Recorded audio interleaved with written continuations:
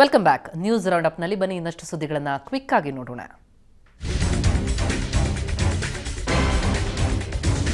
ಸಂವಿಧಾನ ಬದಲಾವಣೆ ಮಾಡ್ತೀವಿ ಎಂಬ ಸಂಸದ ಅನಂತಕುಮಾರ್ ಹೆಗಡೆ ಹೇಳಿಕೆಗೆ ಸ್ವಪಕ್ಷ ಸಂಸದರ ವಿರುದ್ಧ ರಾಜು ಗೌಡ ಆಕ್ರೋಶ ಹೊರಹಾಕಿದ್ದಾರೆ.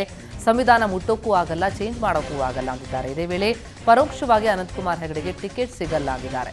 ಅಂಬೇಡ್ಕರ್ ಬರೆದ ಸಂವಿಧಾನವನ್ನ ಮೋದಿ ಅವರು ರಕ್ಷಣೆ ಮಾಡ್ತಿದ್ದಾರೆ. ಸಂವಿಧಾನವನ್ನ ತಲೆ ಮೇಲೆ ಇಟ್ಕೊಂಡು ಹೋಗುವಂತಹ ಕೆಲಸವನ್ನ ಮೋದಿ ಬಿಜೆಪಿ ಮಾಡಿದೆ.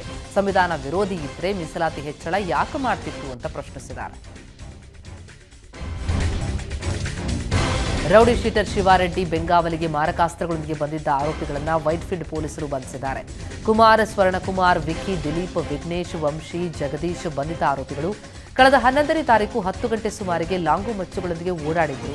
ಆ ವೇಳೆ ಅನುಮಾನ ಬಂದು ಕಾರನ್ನ ಪೊಲೀಸರು ಪರಿಶೀಲಿಸಿದಾಗ ವಿಚಾರ ಬೆಳಕಿಗೆ ಬಂದಿತ್ತು. ಬಂಧಿತರಿಂದ 6 ಲಾಂಗ್, 5 ಪೆಪ್ಪರ್ ಸ್ಪ್ರೇ, 2 ಮಚ್ಚು, 2 ರಾಡ್ಗಳನ್ನು ವಶಕ್ಕೆ ಪಡೆಯಲಾಗಿದೆ.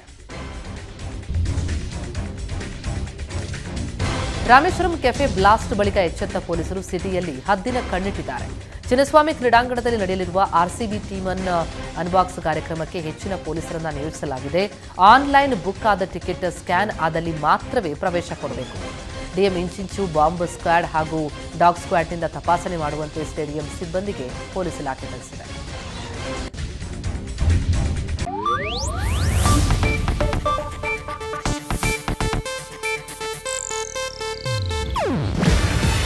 ಇದು ಏಷ್ಯಾನೆಟ್ ನ್ಯೂಸ್ ನೆಟ್ವರ್ಕ್ ಪ್ರಸ್ತುತಿ.